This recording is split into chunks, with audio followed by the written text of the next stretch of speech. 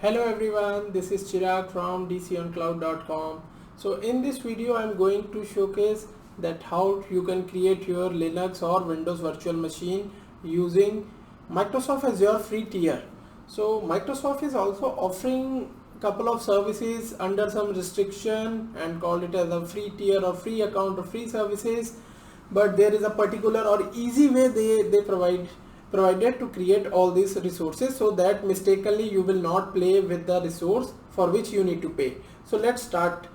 First, you need to have your own Microsoft account. You can create a free account by visiting azure.microsoft.com and then click on this free account. Here on this landing page they will share the information what you will get in free tier. Apart from the services, they are giving a $200 credit which is valid for 30 days from the day of creation of the account. So you can even explore the services which are apart from covered under the free tier restriction or boundary.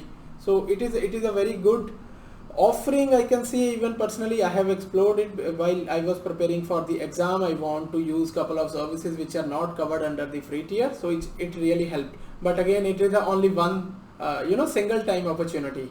So you can see they are giving their product list which are cover under 12-month free tier. Again, it is the Linux virtual machine, Windows virtual machine, and the storage. Here I can say they are providing the more storage space than any other cloud provider under their free tier. So if you compare it with AWS and GCP, you will know they have around 30 GB limit, but here you will find 64 GB each in the sense of one for the Windows, one for the Linux machine, and couple of other services you can explore.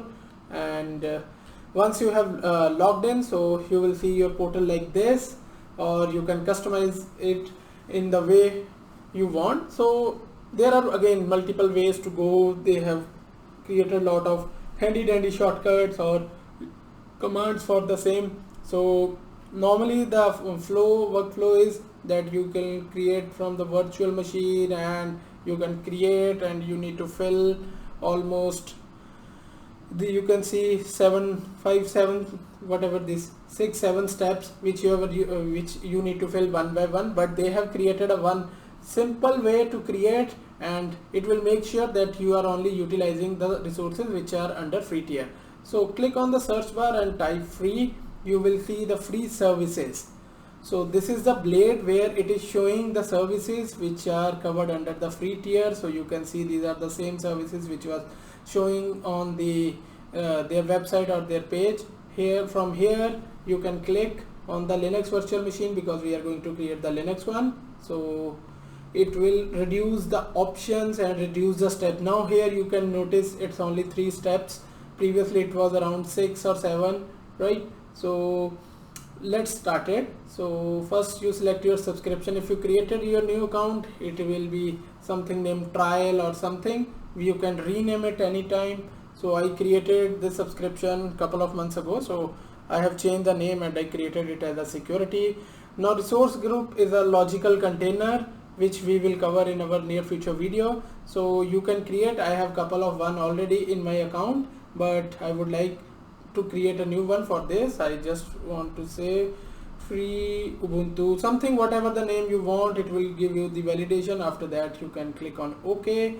Here you need to give a name for the virtual machine. I am going to give Ubuntu 16 because I am going to spin up Ubuntu 16 instance. So again it will give you some hints what can be the possible character which you can use or you can't use. So follow that, and after that region. This is now important.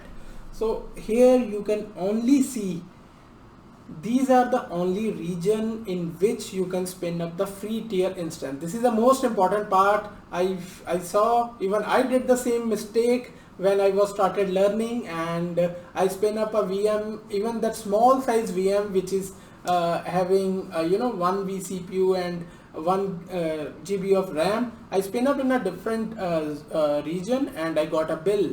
But this is a very simple flow or a simple shortcut they made so that it will be sure that things will be under free tier.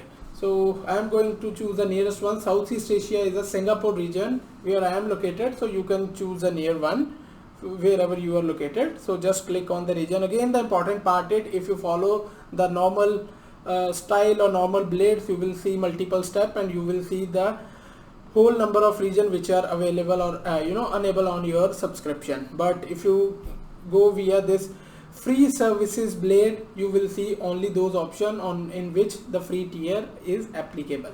So just I am selecting this Southeast Asia, and after that it is asking for the image. So you can see all these under free tier they are covering and they are providing. I am going to use this Ubuntu 16, so selecting this.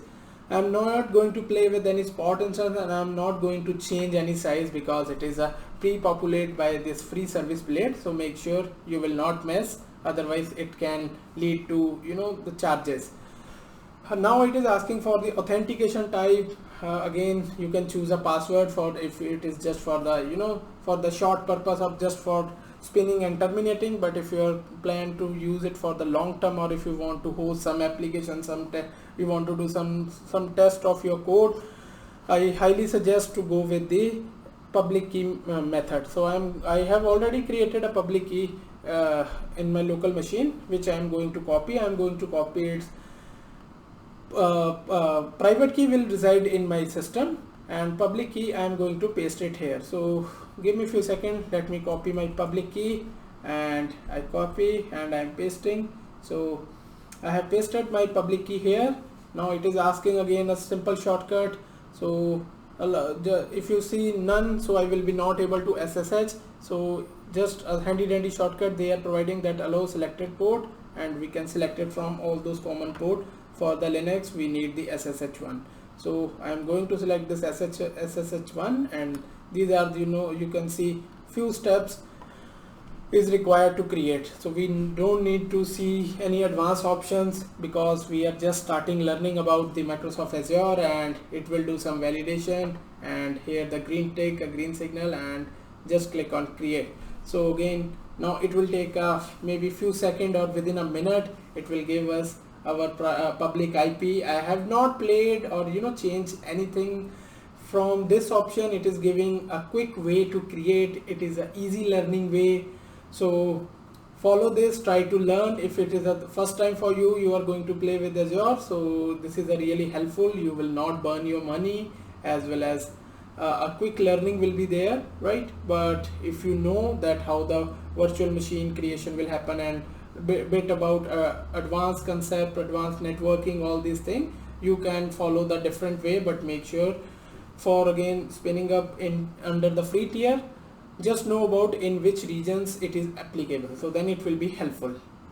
So let's wait for a couple of more seconds. We will see all these steps are getting created, right? And it will create by default some network, all those things will be taken care, and we will be able to get our public IP, and we will be able to SSH into our VM. So meanwhile you can set up your SSH client. I am going to use the Git Bash. Git Bash is already installed in my system, and I am using it via Visual Studio Code. So here we are able to see that our deployment is completed. So it took less than a minute. So let's click on go to resource, and we will be in our machine. Here you can see some information. Don't worry, we will cover these all options in our upcoming videos. So this is the public IP. You can copy it via this, or you can click on connect. It will give you a command that how to SSH into this machine. So we can even copy this, but remember we are using the SSH key, so we need to tweak this command. If we are using the password method, then by copying this and pasting in your SSH client, or clicking the login, it will ask for the password. But for the SSH client, let's go. I am just copying the IP